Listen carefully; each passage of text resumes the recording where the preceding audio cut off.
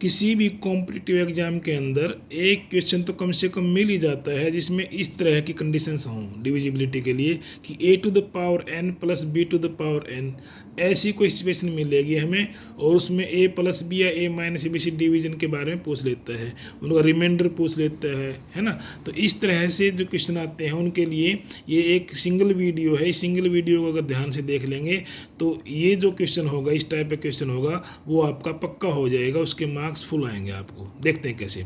अगर कोई भी क्वेश्चन है उसमें फॉर्म है a to the power n plus b to the power n, तो ध्यान रहे a to the power n plus b to the power n जो है इसमें n को देखेंगे इवन है या ओड है।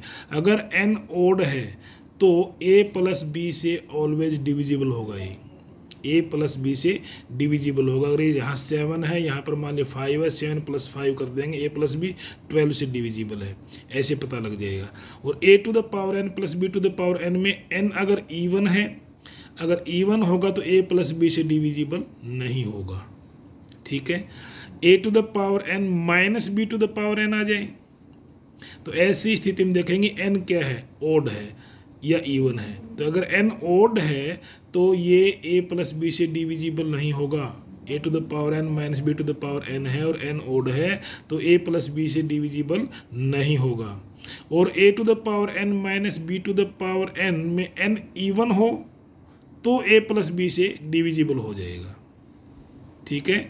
a प्लस बी से डिविजिबल हो जाएगा जब बीच में, यहाँ पर देख लीजिए ट्रिक बता देता हूँ इसमें, और इन दोनों के अंदर ट्रिक है।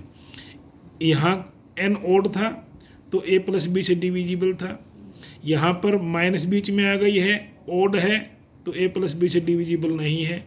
बीच में प्लस का साइन है और n इवन है तो a प्लस बी से डिविजिबल नहीं था। बीच में माइनस का साइन आ गया और n वही इवन हो गया, देख लीजिए, तो डिविजिबल होगा a प्लस बी से। याद करने का ऐसा तरीका आप निकाल सकते हैं, खुद ध्यान में रखें। अब बात करते हैं नेक्स्ट कि a to the power n minus B to the power n हो और n जो है वो चाहे ओड हो या फिर इवन हो, n इवन ओड कुछ भी हो, अगर बीच में माइनस का साइन है इनके, a to the power n minus B to the power n है तो a माइनस बी से ऑलवेज डिविजिबल होगा, चाहे n इवन हो या ओड हो, तो उसमें a माइनस बी से हमेशा ये डिविजिबल होगा, रिमाइंडर विल बी 0।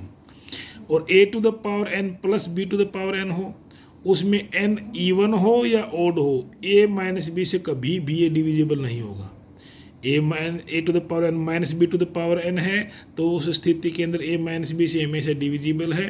और यदि a to the power n plus b to the power n है, ऐसी स्थिति में a माइनस बी से कभी भी ये डिविजिबल नहीं होगा, चाहे n इवन हो या ओड हो।